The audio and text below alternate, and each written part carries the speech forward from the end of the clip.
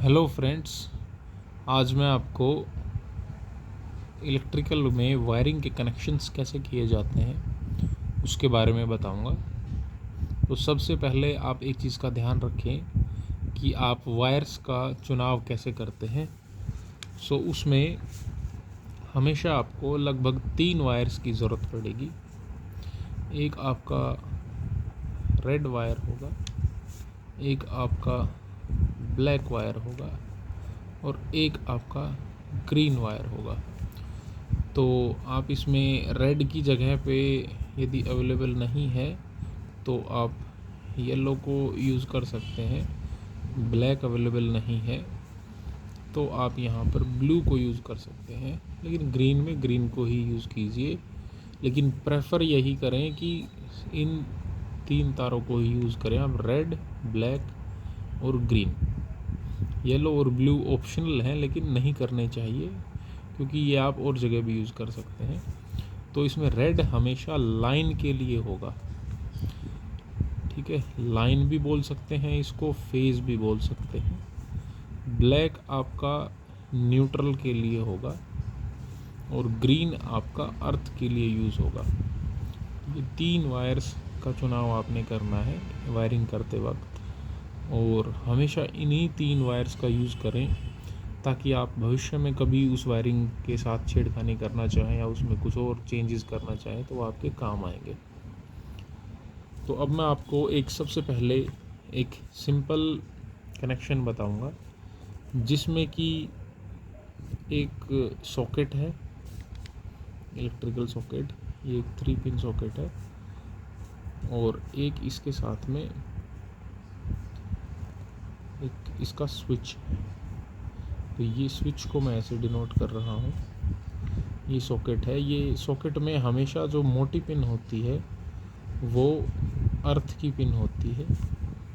जो left side की pin होती है वो हमें खुद चुनाव करना होता है उसका, लेकिन फिर भी एक स्टैंडर्ड उसका ये है कि लेफ़्ट हमेशा न्यूट्रल होती है, राइट हमेशा लाइन होती है। अब ये जो आपका स्विच है, इसके अंदर आपको बैक साइड में 2 पॉइंट मिलेंगे। तो जब आप इसको, मैं इसमें डिनोट करूँगा कि O और 1। ये O का मतलब ऑफ है, यहाँ पे 1 का मतलब सर्किट कनेक्टेड है, चालू है। तो इसमें ये सिर्फ क्या होता है कि जब आप इसमें एक तार यहाँ लगाते हैं, एक यहाँ लगाते हैं, तो जब आप इसको ऊपर की तरफ प्रेस करके रखते हैं तो ये इन दोनों का कनेक्शन हट जाता है अंदर से। जब आप नीचे की तरफ दबाएंगे तो ये दोनों आपस में जुड़ जाते हैं, शॉर्ट हो जाते हैं एक प्रकार से। तो आपने अब इसमें एक कनेक्शन करना है। तो इसमें सबसे पहले आपके पास में 3 तार होने चाहिए, जैसा कि मैंने आपको बताया। एक आपका रेड वायर, एक आपका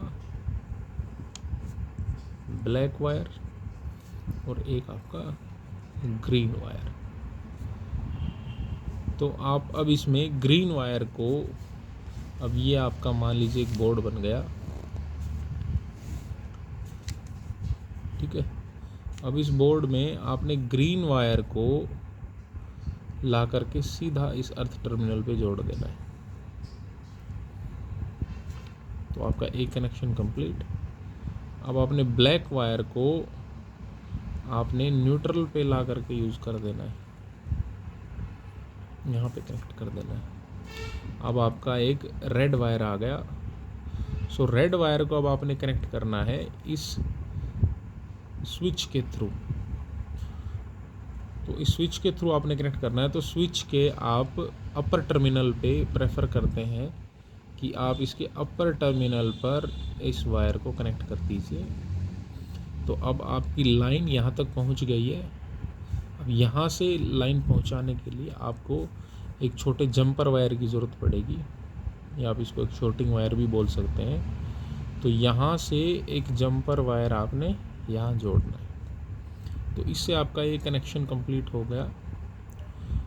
लेकिन कुछ लोग ज़्यादातर क्या करते हैं कि वो न्यूट्रल को यहाँ से देते हैं और लाइन को डायरेक्ट यहाँ ला कर छोड़ देते हैं।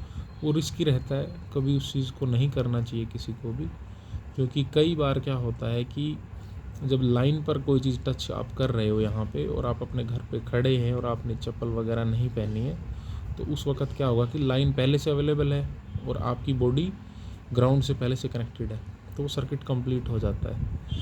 तो इसलिए आपको क्या करना चाहिए कि हमेशा इस प्रकार से वायरिंग करो, तो इसमें रिस्क नहीं रहता।